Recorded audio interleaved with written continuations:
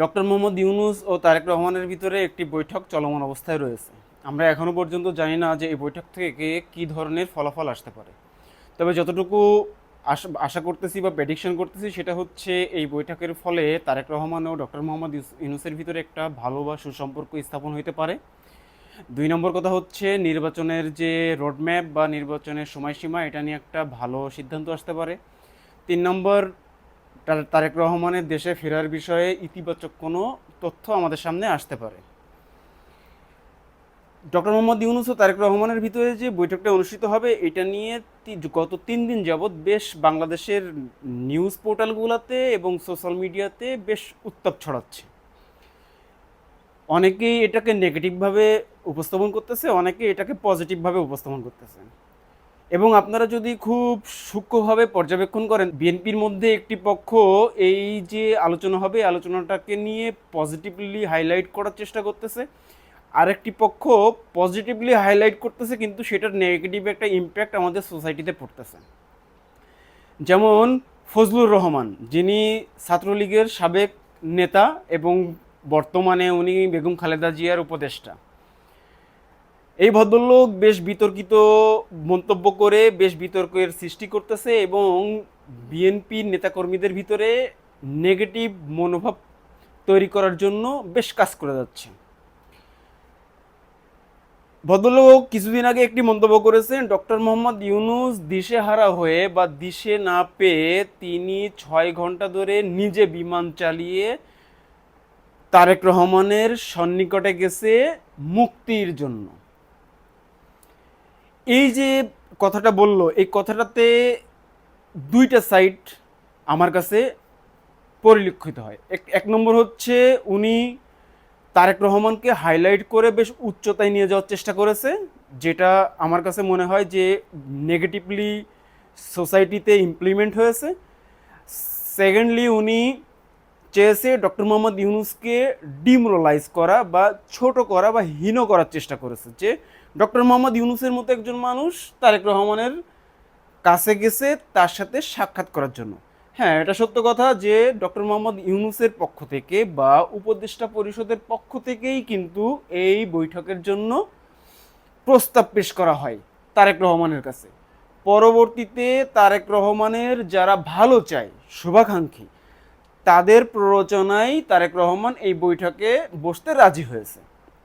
এই বৈঠক থেকে আমরা অনেক কিছু না পেলেও কিছু জিনিস আমরা পেতে পারি। যেমন নির্বাচনের রোডম্যাপ সম্বন্ধে আমরা একটা সুনির্দিষ্ট পথরেখা পেতে পারি। 2 নম্বর হচ্ছে বিভিন্ন রাজনৈতিক দলের নিবন্ধন এবং তাদের নির্বাচনে আসা বা অংশগ্রহণ করার প্রক্রিয়া সম্বন্ধে একটা আইডিয়া পেতে পারি। 3 নম্বর, যে জুলাই প্রোক্লামেশন, সেই প্রোক্লামেশনের কি হবে, কিভাবে এটাকে বাস্তবায়ন করা যায়, সেই মর্মে আমরা একটা ইনফরমেশন পেতে পারি। 4 নম্বর, যে বিচারিক কার্যক্রম রয়েছে, যে যারা পালাই গেছে ইতিমধ্যে আওয়ামী লীগ সরকারের নেতাকর্মীরা, যাদের বিরুদ্ধে এলিগেশন আসছে, এই এলিগেশনের এগেনস্টে কী ধরনের বিচার করা যেতে পারে এবং সে বিচারের গতি কেমন হতে পারে, এই সম্বন্ধে একটা আইডিয়া আমরা পেতে পারি। 5 নম্বর, আমাদের যে বন্দর এবং করিডোর সম্বন্ধে একটা বেশ বিতর্কিত একটা অবস্থা তৈরি হয়েছে বাংলাদেশের ভিতরে, এই বিতর্কের একটা অবসান আমরা এখান থেকে দেখলেও দেখতে পারি। কিন্তু এই সবগুলো জিনিস আমি বাইরে রেখে আমি একটা পজিটিভ দিক দেখতেছি, সেটা হচ্ছে তারেক রহমানের জন্য। পজিটিভ দিকটা কি দেখুন, একটা নেতা সে ইন্টারন্যাশনালি অ্যাকসেপ্টেড নাকি আনঅ্যাকসেপ্টেড এটা আপনি কিভাবে বুঝবেন? এটা বোঝার জন্য আপনারা যদি একটু পিছনে ফিরে যান তাহলে দেখবেন যে শেখ হাসিনার পতনের আগে 1 থেকে 1.5 বছর ধরে ইন্টারন্যাশনাল কোনো নেতা বা প্রধানমন্ত্রী পর্যায়ের প্রধানমন্ত্রী এক্সেপ্ট নরেন্দ্র মোদী ছাড়া আর কেউ তার সাথে কোনো বৈঠক করেনি। এমনকি উনি যখন আমেরিকা সফরে যায়, লন্ডন সফরে যায়, সেখানে আমরা রিপাবলিকান বলেন বা হোয়াটএভার সিনেট লেভেলের যে নেতা, তাদের সাথেও আমরা কোনো সাক্ষাৎকার করতে দেখিনি। এবং উনি যখন লন্ডনে যাই, লন্ডনেও আমরা দেখেছি যে উনি মেয়র যে পদ, এই পদের এই লেভেলের নেতাদের সাথেও বৈঠক করার জন্য ব্যর্থ হয়েছেন।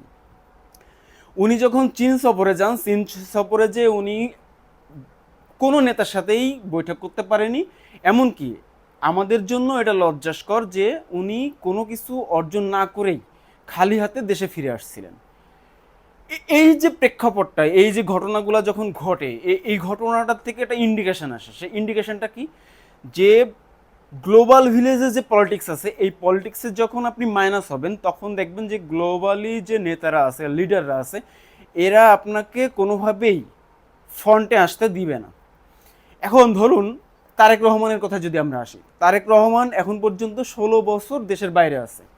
এটা হিউজ টাইম। এই যে 16 বছর উনি দেশের বাইরে আছে, এখন পর্যন্ত আমরা দেখিনি তারেক রহমান কোনো সিঙ্গেল মিডিয়াতে একটা সাক্ষাৎকার দিয়েছে, বা কোনো আমেরিকান যে ডেমোক্রেট বা রিপাবলিকান দলের যে সিনেটররা আছে বা ডিপ্লোমেটসরা আছে এদের সাথে, বা লন্ডনে উনি বসবাস করে লন্ডনের কোনো মেয়রের সাথে বা লন্ডনের যে পলিটিশিয়ানরা আছে তাদের সাথে কোনো সাক্ষাৎকার বা আলোচনা হয়েছে, এরকম কোনো তথ্য আমরা মিডিয়াতে দেখিনি। তার মানে উনি 16 বছর ধরে টোটালি গ্লোবাল পলিটিক্স থেকে নির্বাসনে ছিল।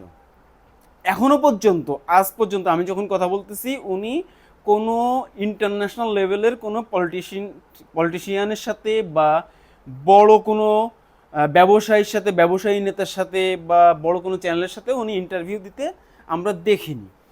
তাহলে ডক্টর মোহাম্মদ ইউনূস কেন তারেক রহমানের সাথে কথা বলতে যাচ্ছেন?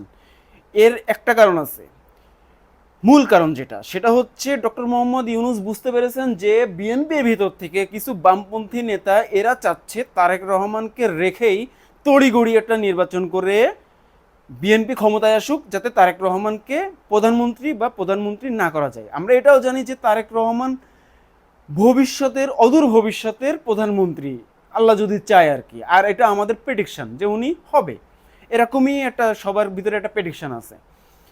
এখন বিএনপির ভিতরে একটা পক্ষ চাচ্ছে যে তড়িঘড়ি করে নির্বাচন যদি করা যায় তাহলে তারেক রহমানকে বাদ রেখে তাহলে মির্জা ফখরুল ইসলাম আলমগীরকে আমরা প্রধানমন্ত্রী বানাবো।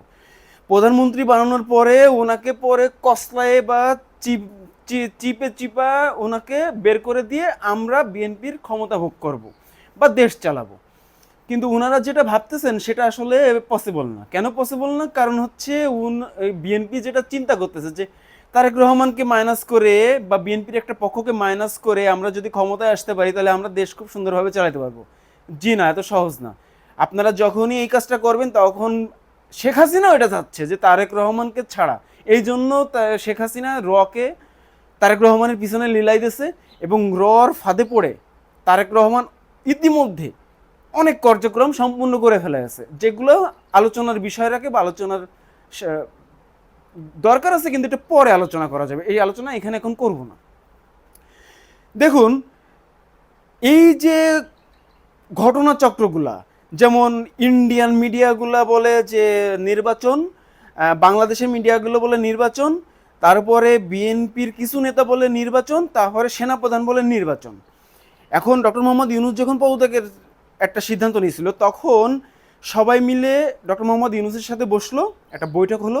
এর মাধ্যমে কি হলো, যে সেনাপ্রধান ওয়াকারুজ্জামান আমাদের রাজনৈতিক প্রেক্ষাপটের, দৃশ্যপটের বা নাটকের যে চিত্রায়নের ভিতরে ছিল এটার থেকে উনি ভ্যানিশ হয়ে গেছে, নো মোর ওয়াকারুজ্জামান। এখন ডক্টর মোহাম্মদ ইউনূস যখনই তারেক রহমানের সাথে একটা বৈঠকে বসবেন তখন ডক্টর মোহাম্মদ ইউনূসের সাথে তারেক রহমানের একটা ডিরেক্ট ইন্টিগ্রেশন হবে। এই যখন ইন্টিগ্রেশনটা হবে তখন বিএনপির যে বামপন্থী নেতারা আছে এই নেতাগুলোর যে ষড়যন্ত্র জাল বুনেছিল ভারতকে সাথে নিয়ে এবং রকে সাথে নিয়ে এবং বাংলাদেশের সেনাবাহিনীর কিছু বা গোয়েন্দা সংস্থার কিছু কর্মকর্তাকে নিয়ে যে একটা নীল নকশা আঁকিছিল, এই নীল নকশাটার ইস্তফা হবে, এবং এটা হবে আজকের থেকে দেখবেন যে বিএনপির বামপন্থী কিছু নেতা এই রাজনৈতিক দৃশ্যপটের বাইরে চলে যাবে। 2 নম্বর, এখনও গোয়েন্দা সংস্থার কিছু কর্মীরা যে অপতৎপরতা চালাচ্ছে বিএনপিকে নেগেটিভভাবে ইমপ্রেস করার জন্য এবং মোটিভেট করার জন্য, তারাও এই আজকের থেকে রাজনৈতিক প্রেক্ষাপটের বাইরে চলে যাবে।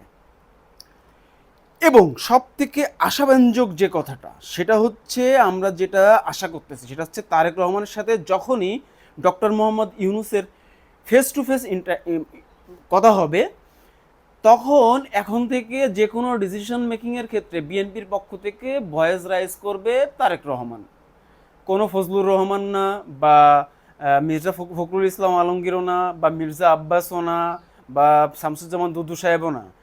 কারণ ইনারা বিএনপির উপকারের থেকে অপকারই বেশি করেছে। আমরা লাস্ট 4-5 মাসে যদি ইনাদের অ্যাক্টিভিটিগুলো দেখি তাহলে ইনারা বিএনপির যে একটা ভাবমূর্তি ছিল সে ভাবমূর্তি অনেকটা নষ্ট করেছে। যেটা মির্জা ফখরুল ইসলাম বলেছে যে আমরা মৌলবাদে বিশ্বাসী না, যেটা জিয়াউর রহমান মৌলবাদে বিশ্বাস ছিল, এবং উনি সেটাকে, মৌলবাদ বলতে কি বোঝানো হয়? মৌলবাদ বলতে হচ্ছে ধর্মীয় বিশ্বাসী। একজন হিন্দুও মৌলবাদ হইতে পারে, একজন মুসলিমও মৌলবাদ হইতে পারে, একজন খ্রিস্টানও মৌলবাদ হইতে পারে। আমি একজন মৌলবাদী, আমি মূলে বিশ্বাস করি। যে মূলে বিশ্বাস করে, যে সৃষ্টিতে বিশ্বাস করে, সেই মৌলবাদ। তো এটা একটা ফ্যাক্ট। 2 নম্বর হচ্ছে শামসুজ্জামান দুদু বেশ বাজে বাজে বেশ কয়েকটা কথা বলেছে, যেরকম এনসিপি নেতাকর্মীরা ইস্যু করে দিলে বঙ্গোপসাগরে ভেসে যাবে, যে এই ইস্যুটা উনি আগে করতে পারেনি, আগে করলে তো আওয়ামী লীগ ভেসে যেত, কিন্তু পারে নাই। 2 নম্বর হচ্ছে মির্জা আব্বাস বেশ নেগেটিভভাবে যে ইন্টারন্যাশনাল যে লেভেলের যে আমাদের যে ইনফ্লুয়েন্সার যারা আছে, বা ইউটিউবার যারা, ব্লগার বা সাংবাদিক, প্রবাসী সাংবাদিক, এরা যে বিএনপির পক্ষে লাস্ট 7-8 বছর যে কাজ করেছে, অমানসিক পরিশ্রম করেছে, এটাকে যাতে স্টপ করা যায়, এই জন্য মির্জা আব্বাস বেশ নেগেটিভভাবে কিছু প্রচারণা চালাইছে, যাতে ইউটিউবাররা ক্ষুব্ধ হয় এবং বিএনপির বিপক্ষে চলে যায়। আসলেই তাই হয়েছে। এখন অনেক ইউটিউবার বিএনপির বিপক্ষে কাজ করতেছে। বিপক্ষে বলতে তারা কষ্ট পেয়েছে। 2 নম্বর হচ্ছে আমাদের যে ফজলুর রহমান, সাবেক ছাত্রলীগ নেতা, এই ব্যক্তিটাও দেখবেন আজকের থেকে স্টপ হয়ে যাবে, আজকের থেকে আর ইনিও কথা বলবে না। এখন আমরা সর্বোপরি যেটা বুঝতেছি সেটা হচ্ছে ডক্টর মোহাম্মদ ইউনূস চাচ্ছে তারেক রহমানকে সামনে আনার জন্য, পলিটিক্সের সামনে আনার জন্য। কিভাবে সামনে আনার জন্য? উনি যাতে মিডিয়া ফেস করতে পারে, উনি যাতে ইন্টারন্যাশনাল যে ডিপ্লোমেটরা আছে সেই ডিপ্লোমেটদের সাথে কথা বলে বিভিন্ন ডিপ্লোমেসিতে ইনক্লুড হইতে পারে। কারণ এর আগে আমরা এই 16 বছর ধরে তারেক রহমানকে রোহিঙ্গা ইস্যুতে একটা কথা বলতেও দেখিনি। পার্বত্য চট্টগ্রামের যে ইস্যুটা এখনো পর্যন্ত আনসার্টেন অবস্থায় রয়েছে, এই বিষয়ে আমরা তারেক রহমান কেন, বিএনপির কোনো নেতাদেরকেই আমরা এই বিষয়ে কোনো কথা বলতে দেখিনি। ইভেন যে রোহিঙ্গা বিষয়ে যে একটু কথা বলার দরকার ছিল, দেখেন এই বিষয়ে কোনো কথাই নেই তাদের। মানে বাংলাদেশের ইন্টারন্যাশনাল লেভেলের যে সমস্যাগুলো আছে এটা নিয়ে কোনো কথা বলতে আমরা বিএনপিকে দেখতেছি না, ন্যাশনাল লেভেলে কোনো কথা বলতে দেখতেছি না। শুধু এরা আছে তড়িঘড়ি করে একটা নির্বাচন, কোনোভাবে নির্বাচন করতে পারলে, এবং তারেক রহমান দেশের বাইরে থাক, এবং তারেক রহমান যাতে দেশের বাইরে থাক এর জন্য বেশ ভালো ষড়যন্ত্র হয়েছে বাংলাদেশের ভিতরে। কেমন? কিছুদিন আগে দেখবেন যে আপনারা দুইজন সন্ত্রাসীকে ধরা হয়েছে, সম্ভবত সুব্রত বাইন এই নামে একটা মানুষকে, যে ডিজিএফআর আন্ডারে বন্দী ছিল, তাকে ছেড়ে দেওয়া হয় 5 আগস্টে, এবং তাকে সামনে এনে কিছু অস্ত্র এনে বলা হয়, দেখানো হচ্ছে যে তারেক রহমানকে মারার জন্য এদেরকে হায়ার করা হয়েছিল। এটা আসলে একটা ডাহা মিথ্যা কথা। এটা একটা ইনভায়রনমেন্ট ক্রিয়েট করা হয়েছে বাংলাদেশের প্রেক্ষাপটে, যে তারেক রহমান দেখেন আপনি যদি দেশে আসেন আপনি কিন্তু নিরাপদ না, মানে আপনি দেশে আসেন না। এটা কারা চেষ্টা করেছে? এটা বিএনপির একটা পক্ষ, বামপন্থী, ডিজিএফআর একটা পক্ষ, এই ডিজিএফআর বা গোয়েন্দা সংস্থার একটা পক্ষ, এরা সম্মিলিতভাবে এই যেটা নাটক সাজায় আছে যাতে তারেক রহমানকে নেগেটিভভাবে একটা ইনফরমেশন দেওয়া যায় যাতে তারেক রহমান দেশে না আসে। আর উনি যাতে দেশে না আসে, তাহলে এই সুযোগে যদি আমরা তাড়াহুড়ো করে একটা নির্বাচন আয়োজন করতে পারি, তাহলে আমরা বিএনপির পক্ষ থেকে জয়লাভ করব এবং আমরা দেশে ক্ষমতায় বসে যাব। এবং যাতে তারেক রহমানকে ম্যানেজ করা যায়, ফখরুল ইসলাম আলমগীরকে প্রেসিডেন্ট করে বা প্রধানমন্ত্রী করে। বিএনপির বামপন্থী নেতারা এখন পর্যন্ত বিএনপির যে পরিমাণ ক্ষতি করেছে লাস্ট 10 মাসে, এটা বিএনপি 20 বছরও পোষাইতে পারবে না। আমি আজকে এই কথাটা বললাম, আপনারা এটা মিলাই নিয়েন। ধন্যবাদ।